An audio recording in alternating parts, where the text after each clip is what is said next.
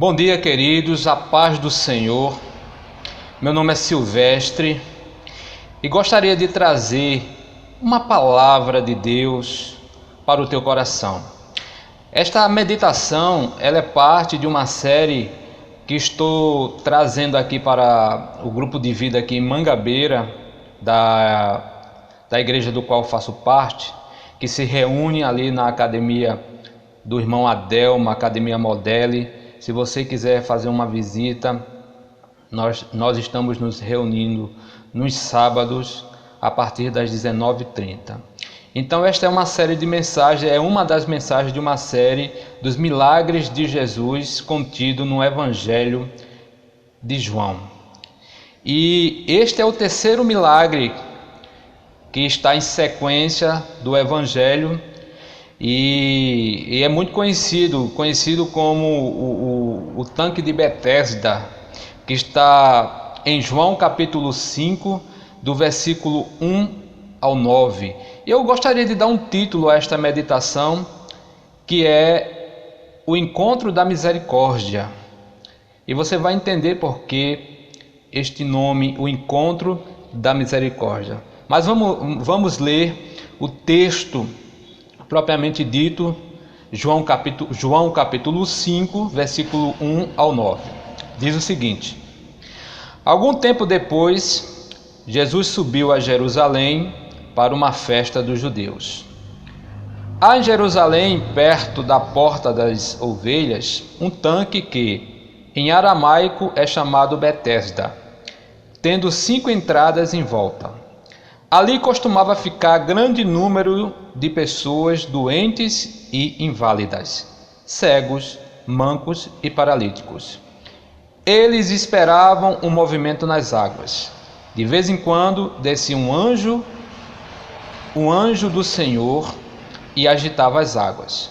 O primeiro que entrasse no tanque depois de agitadas as águas era curado de qualquer doença que tivesse. Um dos que estavam ali era paralítico, fazia 38 anos. Quando o viu deitado e soube que ele vivia naquele estado durante tanto tempo, Jesus lhes perguntou: Você quer ser curado? Disse o paralítico: Senhor, não tenho ninguém que me ajude a entrar no tanque quando a água é agitada. Enquanto estou tentando entrar, outro chega antes de mim. Então Jesus lhes disse: Levante-se, pegue a sua maca e ande.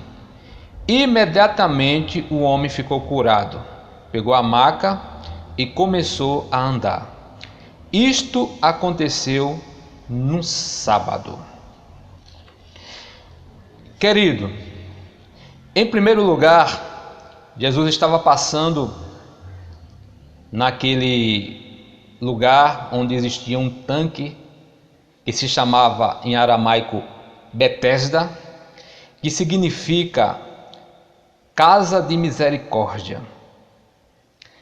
A casa de misericórdia, de acordo com o texto, era o lugar onde jazia muitos doentes, enfermos e pessoas inválidas, ou seja, inválidas da sociedade, que estavam ali, por certo, com lepra, com alguma doença, do qual eles não podiam estar no convívio normal da sociedade. Então era um lugar onde havia uma aglomeração de pessoas enfermas, de pessoas doentes. E por que estas pessoas estavam ali? Porque a tradição daquele lugar dizia, e quando eu falo tradição, possivelmente uma tradição local daquele lugar, dizia o seguinte: a Bíblia registra que um anjo descia de vez em quando e agitava a água daquele tanque de Betesda, e o primeiro que entrasse naquele tanque era curado. A Bíblia não afirma se era verdade ou não isso aí, deixa no ar. Alguns defendem que era uma tradição do local, como eu disse no início, e outros dizem que realmente pode acontecer de um anjo descer e tal. Bem, não vamos entrar neste mérito. A verdade é que as pessoas acreditavam naquilo. E no meio daqueles doentes estava um homem, pasmem vocês, que já fazia 38 anos que estava doente, acamado, paralítico. E pelo relato daquele homem, quando ele tem uma conversa com Jesus, ele estava ali porque ele estava querendo a sua cura, querendo uma solução para a sua vida.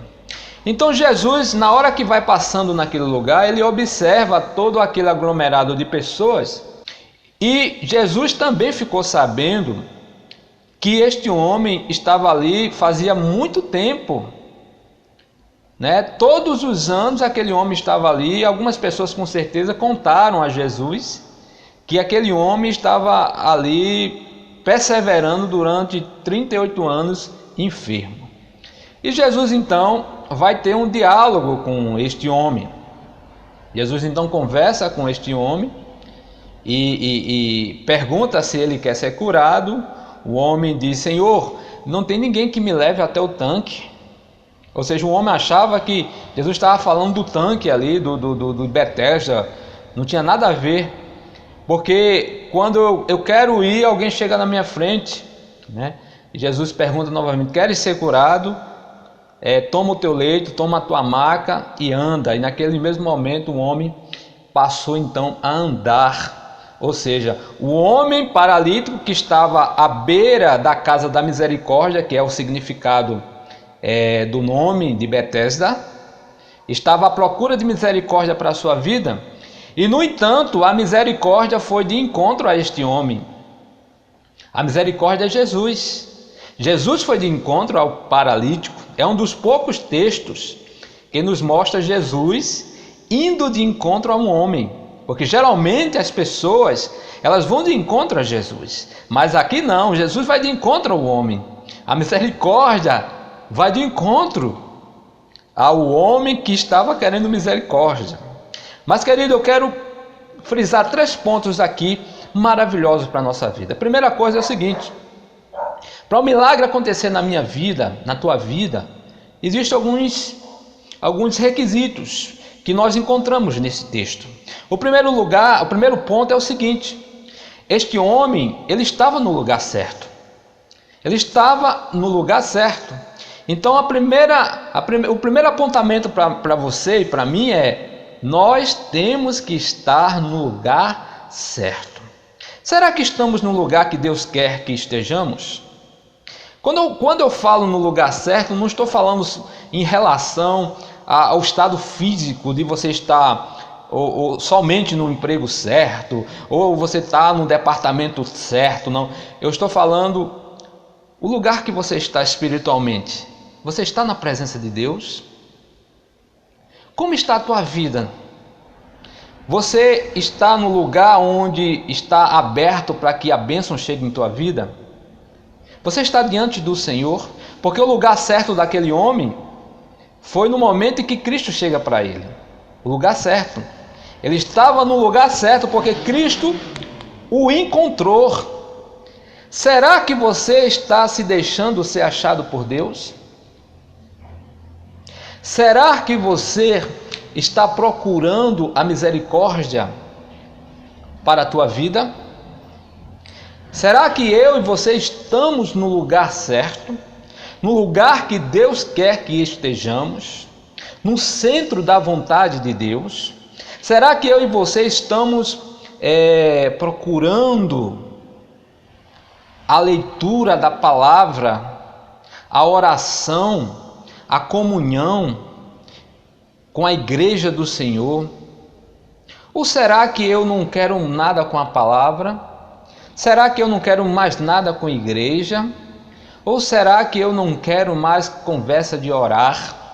Eu quero viver a minha vida da maneira que me dê na telha.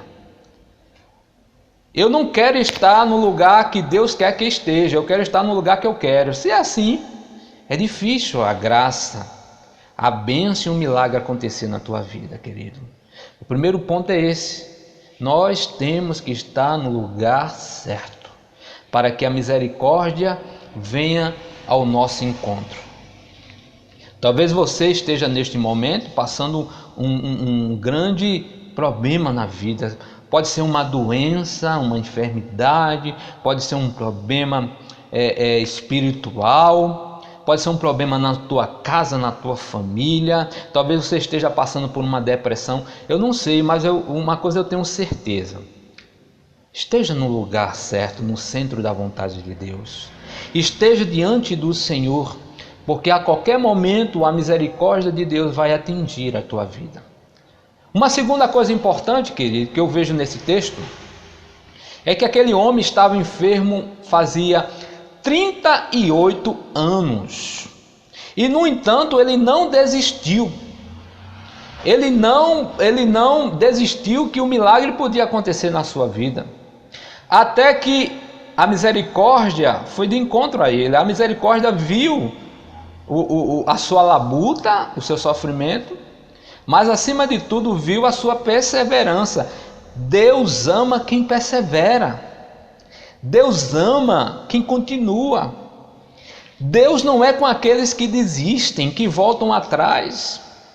Mas Deus ama aquele que se arrepende, que levanta a cabeça e vai prosseguir rumo ao céu, rumo a Deus.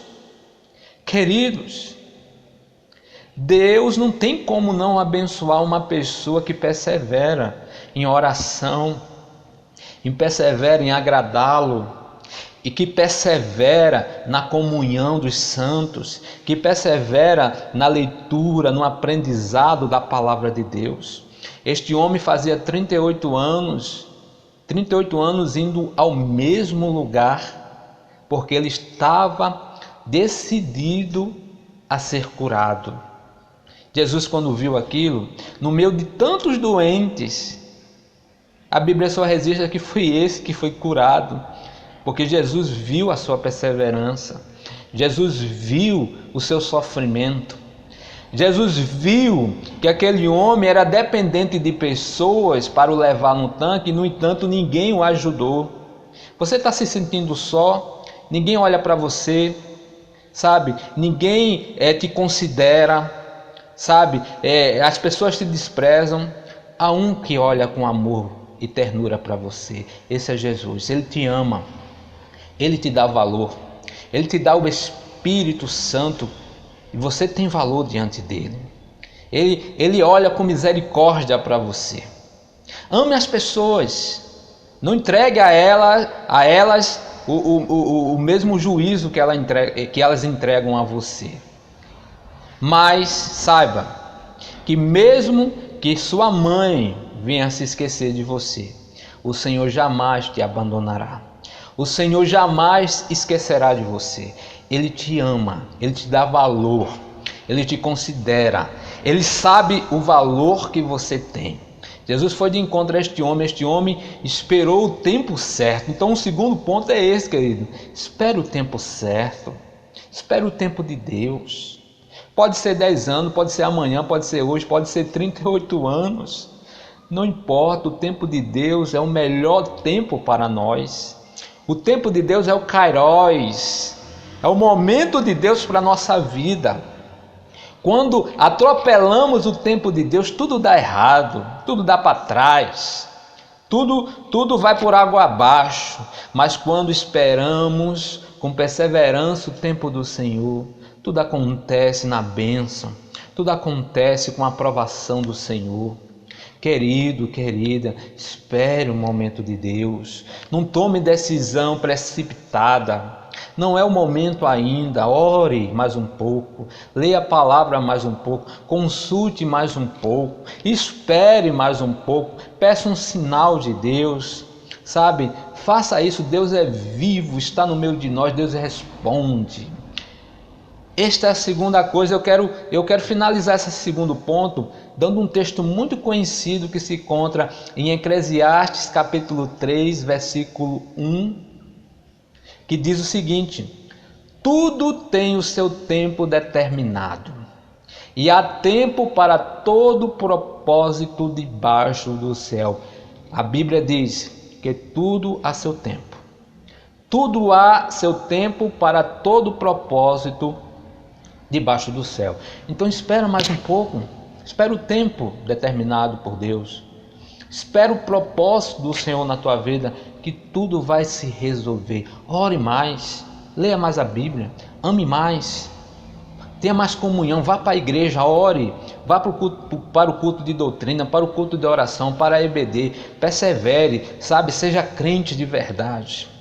E a terceira e última coisa, querido, que eu gostaria de deixar para você, é que aquele homem, ele estava querendo contar com pessoas.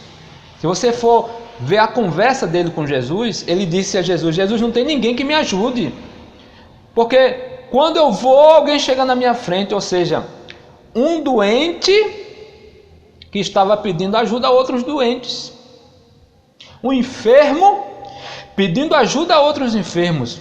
Olha só que coisa controvérsia. Como um doente pode ajudar outro doente? É complicado, né? Cada um estava querendo a sua cura. Isso é uma realidade espiritual para nós, queridos. Diante de Deus, todos estamos reprovados.